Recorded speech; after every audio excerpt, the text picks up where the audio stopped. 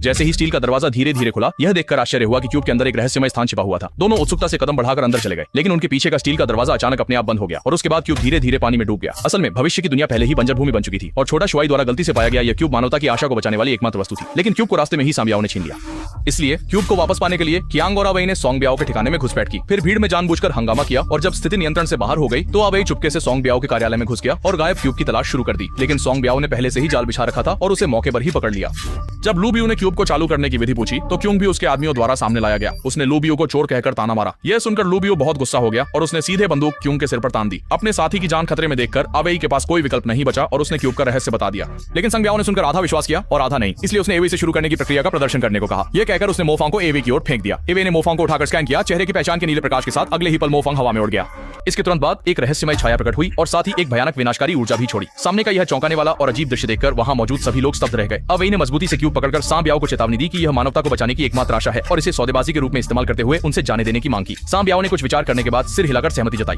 दोनों ने देरी नहीं की और तुरंत बाहर निकलने की ओर दौड़े। लेकिन जब वे गलियारे से गुजर रहे थे तो अचानक से मजबूत भाई रुक गए, क्योंकि उन्हें पीछे से एक सुंदर आकृति ने आकर्षित किया था। उन्होंने अवेई से कहा कि वह पहले जाकर गाड़ी तैयार करे और वह बाद में आएंगे। अवेई ने नेविगेशन की जांच की, रास्ता सुनिश्चित किया और फिर चुपचाप मजबूत भाई का इंतजार करने लगे। लेकिन समय बीतता गया और वह वापस नहीं आए।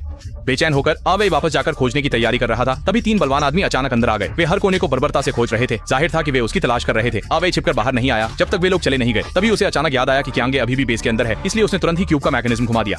स्वच्छ पुनर्गठन की आवाज के साथ पलक झपकते ही जादुई गन एक बंदूक में बदल गया। अवेई ने दीवार की ओर परीक्षण के लिए गोली चलाई और आश्चर्यजनक रूप से एक बड़ा छेद हो गया। हथियार की जबरदस्त ताकत को महसूस करते हुए उसका आत्मविश्वास बढ़ गया और वह सीधे आधार के अंदर घुस गया। जैसे ही वह मोड़ पर मुड़ा, उसने देखा कि कियांगे पहले ही काले कपड़े पहने लोगों द्वारा पकड़ा जा चुका था। टीम के साथी की जान खतरे में देखकर अवेई ने बिना कुछ कहे ट्रिगर दबा दिया। एक नीली रोशनी तेजी से निकली और सीधे दुश्मन को उड़ा दिया। बाकी दो काले कपड़े पहने लोग डर के मारे कांपने लगे और जल्दी से अपने हाथों में पकड़े हथियार नीचे रख दिए। कियांगे इस मौके का फायदा उठाकर अवेई के पास पहुंच गया। दोनों कंधे से कंधा मिलाकर रास्ते पर दौड़ते हुए बाहर निकलने लगे। लेकिन जैसे ही वे दरवाजे से बाहर निकलने वाले थे, अचानक क्यूब ने एक तेज चेतावनी अलार्म बजा दिया।